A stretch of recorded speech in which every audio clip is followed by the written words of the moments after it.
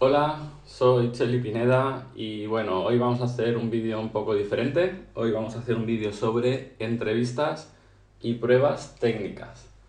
Y todo esto viene porque recientemente he cambiado de trabajo y he estado haciendo durante los últimos meses varias entrevistas y varias pruebas técnicas y quería un poco contar mi propia experiencia.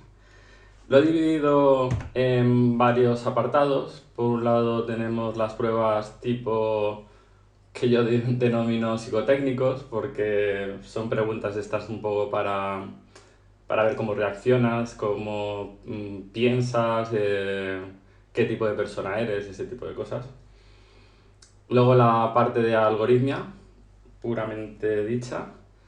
Luego tenemos la parte de generales, en esta meto cosas como pues tema de tooling, de qué herramientas utilizas o preguntas directas sobre alguna herramienta típica como cómo funciona un control de versiones o cosas de este estilo. Y ahí dentro de esta meto un subapartado son las que yo denomino clásicas, que son las típicas que te hace cualquier reclutador, como, no sé, si has trabajado en equipos grandes, si has dirigido un equipo, cosas de este estilo. Y finalmente pongo aquí las pruebas técnicas en las que me han enviado y he tenido que resolver. Bueno, este vídeo lo voy a dividir en dos. En este veremos los dos primeros apartados y en el siguiente veremos los dos siguientes. Vayamos al primero. Bueno, psicotécnicas. Dentro de las psicotécnicas, una de las preguntas que me hicieron fue ¿cuántas veces se cruzan las manillas de reloj en 24 horas? De este estilo he escuchado muchas, sobre todo en entrevistas tipo Google o cosas de ese estilo, tipo de cuántas bolas de ping pong pueden entrar en un avión o cosas de este estilo. Estas no eran tan enrevesadas, pero estas son las pruebas, estas que digo que preguntas que te las hacen un poco para ver cómo piensas y un poco también para pillar, ¿no? Porque esta en principio no tenía mucha historia, ¿no? En realidad, porque si tú ves un reloj de agujas, pues sabes que las agujas en principio se van a cruzar una vez cada hora, entonces en 24 horas serían 24 veces, pero como cuando llega otra vez al 00 no llega a cruzarse de nuevo, entonces son 23, no una menos. Esta prueba me la hicieron me enviaron una prueba en un sistema que se llama, una web que se llama Coderbyte. Si queréis entrar allí tenéis varias pruebas que podéis hacer de algoritmia y de preguntas de este estilo, creo que también. Tienen unas cuantas que son gratuitas y ahí podéis hacer un poco las pruebas de este tipo de preguntas, ¿no? Yo estas preguntas normalmente las veo un poco chorras. Yo sé que hay que hacer filtros y para seleccionar a la gente, pero en el fondo no creo que este tipo de preguntas demuestren mucho sobre ti, porque es muy fácil caer en la trampa y contestar un mal, ¿no? Y no creo que por eso seas un poco un mejor desarrollador o peor, ¿no? Pero bueno, como digo, es una forma como cualquier otra de evaluar. Em, la siguiente es un poco de lo mismo. Si tengo dos productos que suman 1,10, un bate y una pelota, ¿cuánto vale cada uno para que uno valga 1 euro más que el otro? Vale. Aquí hay que saber, bueno, vamos a primero a resolverlo y luego hago el comentario sobre el tema. Aquí en verdad la prueba tampoco tenía mucha historia, porque en verdad es una ecuación muy simple, ¿no? Que la pelota más el bate valen 1,10, sabes que la pelota vale algo y el bate vale 1 más ese algo, entendiendo que el bate va a ser más caro que la pelota.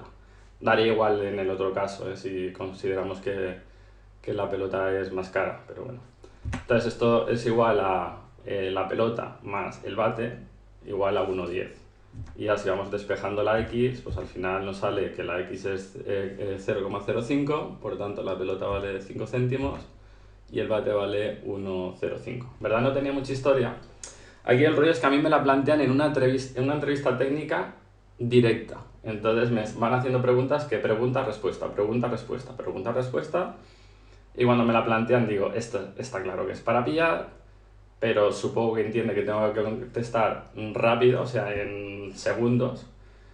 Y en el momento, pues, digo, obviamente no. O sea, ellos la hacen para pillar porque entienden que que tú vas a pensar que uno vale 1 euro y el otro vale 10 céntimos, pero en ese caso hay una diferencia solo de 90 céntimos entre los dos productos.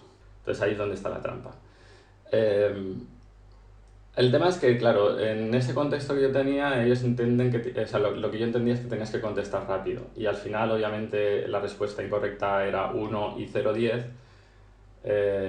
Empecé a hacer mis cábalas, digo, esta me la está haciendo para pillar, no sé qué contestar en 10 segundos y al final terminas contestando, me estás pillando, pero lo que se te ocurra a bote pronto es 1,10, obviamente no va a ser eso, pero si me das más tiempo, pues me lo pienso y busco la respuesta, ¿no? Es más o menos lo que vas a contestar si te pones nervioso.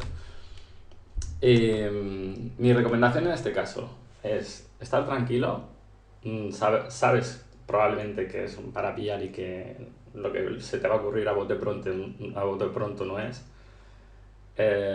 Y si te presionan, puedes contestar simplemente necesito pensarlo y déjame pensarlo y ahora te contesto. En mi prueba me lo plantearon así justamente para entiendo yo que para presionarme, ¿no? Porque me dice, me estás haciendo un montón de preguntas de pregunta-respuesta y de golpe me sueltas esta porque es una pregunta típicamente para pillar. Y no, digo, en el fondo no demuestra nada porque lo piensas un poco, esta ecuación la sacas fácil. Eh, por eso mi recomendación, tranquilos, hay que, hay que pensarlo y saber que probablemente esta pregunta es para pillar y si te presionan pues simplemente contesta eso. Necesito pensármelo mejor, dame un poco de tiempo y ahora te contesto. El anterior no había problema porque el anterior, esta me la plantean en CoderByte que tienes 1 hora y pico para resolver un montón de preguntas, entonces ahí tenía tiempo suficiente para pensarla bien y poder contestarla, ¿vale? Entonces era diferente. Eh, bueno, pues esa es mi recomendación. Vayamos al apartado de algoritmia. Aquí también en CoderByte me planteaban este enunciado, ¿no? Tenía que leer, bueno, esto tenías que escribir en un editor que te da la plataforma, ejecutarlo y que funcione, ¿vale? Y tenías que escribir el código, en mi caso era en PHP. Entonces decían, tienes que leer un endpoint, te daban el endpoint, ya te daban el scaffolding de la función para poder leer el endpoint y tenías que leer un endpoint que recibías un string separado por comas y cada ítem de ese string separado por comas eran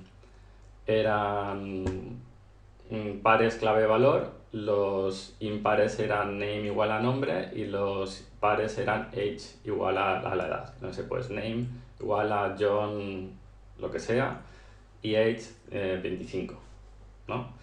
Entonces te pedía contar los usuarios con edad mayor a 50. En realidad no era muy complicado, yo lo hice así rápido porque en sistemas automatizados te cuenta por un lado el tiempo y por el otro que la solución sea correcta. No, también en esta plataforma también miden la complejidad del algoritmo, o sea, si tu solución es lineal, si es exponencial o lo que sea.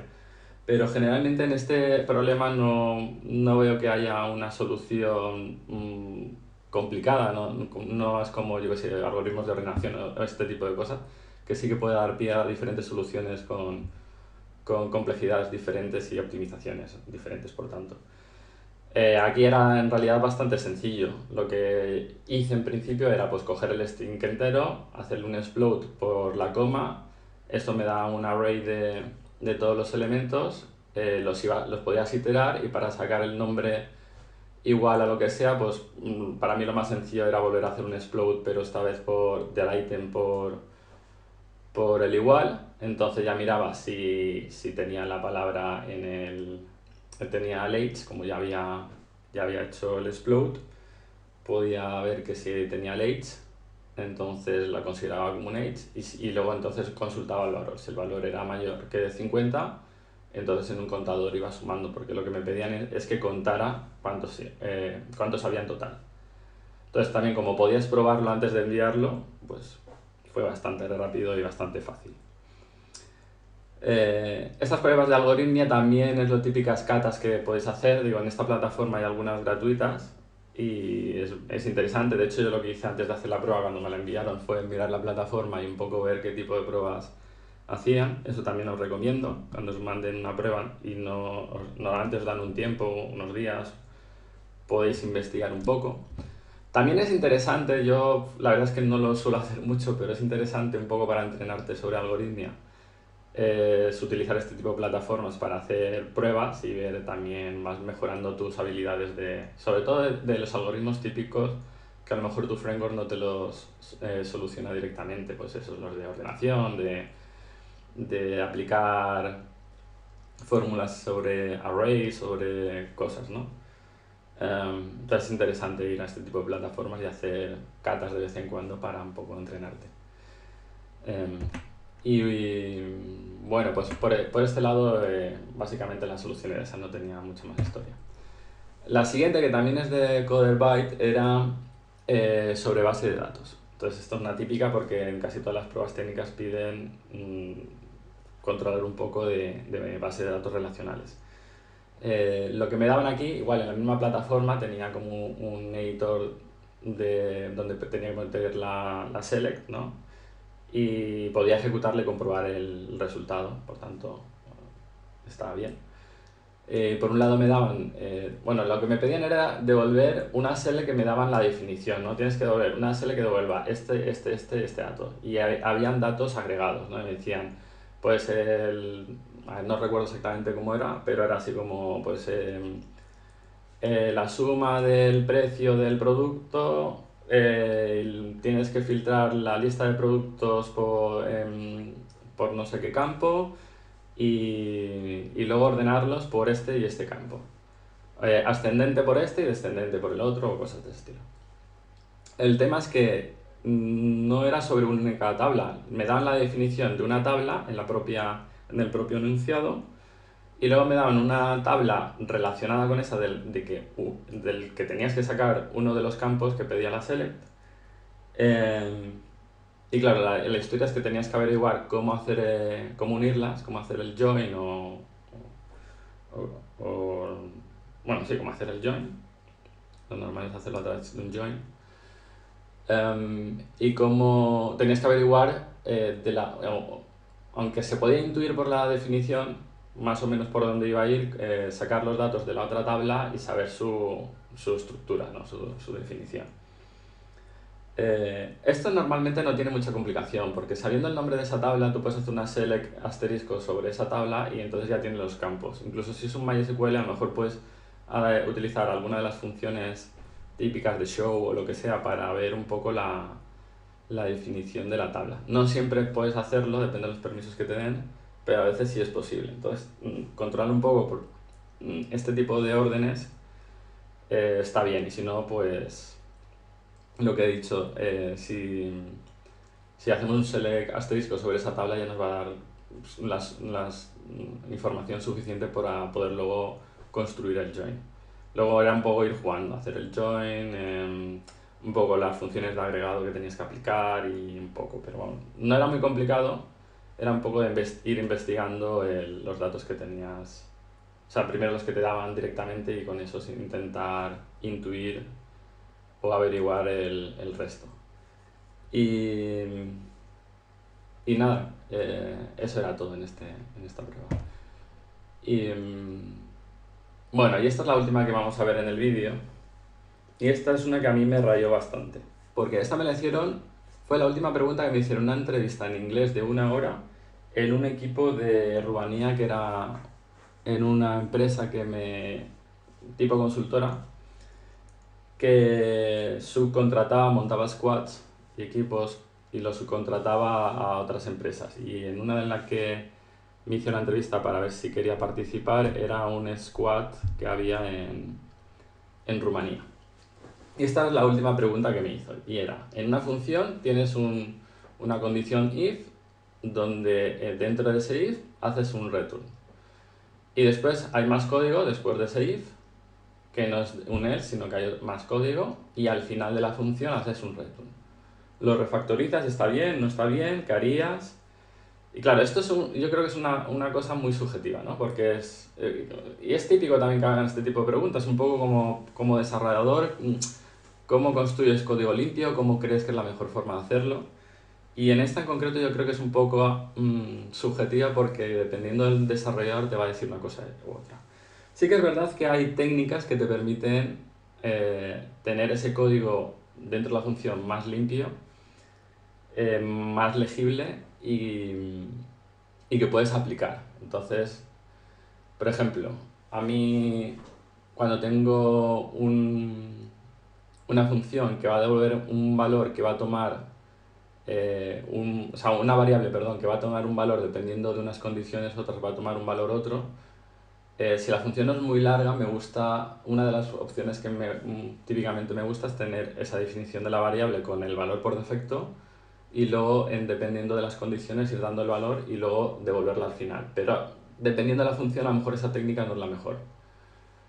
Una técnica típica es cuando quizá en esa función se te están navegando muchos if-else, es poner las condiciones de guarda al inicio de la función, de forma que si directamente no se dan, ya haces un through de la excepción o un return de lo que tengas que devolver y ya no se va a ejecutar el código abajo. Y eso también te evita muchas indentaciones y anidaciones de if-else. Entonces, para mí fue un poco subjetiva, intenté un poco explicar este tipo de cosas sobre las que intento pensar cuando me planteo un código de este estilo, pero al final me insistía mucho la persona que me entrevistaba pero pones el return, no lo pones, ¿dónde lo pones? ¿Qué haces? No sé qué. Al final no sé dónde me quería llevar, ¿sabes? Y entonces al final le dije, mira, te he contado un poco las opciones que veo y los casos que encuentro que podrían pasar y más o menos cómo lo resolvería. Y pues digo, me lo tengo que pensar mejor porque no sé a dónde me quieres llevar, ¿sabes? Entonces yo creo que a veces también hay que ser honestos y eso, bueno, es mi forma de verla o afrontar las entrevistas. Es mejor ser honesto y cuando algo no lo sabes o algo crees que necesitas pensarlo o que es mejor ir directamente y decirle, mira, esto es lo que yo pienso y así es como pienso yo para resolver este tipo de problemas ahora mismo, no sé, a lo mejor en otro momento o si me das más contexto a lo mejor lo haría de otra forma diferente. Y bueno, espero que os haya gustado el vídeo, si os ha gustado ponerme en los comentarios para ver porque yo por lo menos haré una más para terminar las preguntas de las otras secciones que os he puesto al inicio, pero si os gustan más, pues la verdad es que como he dicho bastantes entrevistas, a lo mejor podríamos hacer algún vídeo más sobre esto. Y nada más, acordaros que si os ha gustado darle like y suscribiros y nos vemos en el siguiente. Un saludo, hasta luego.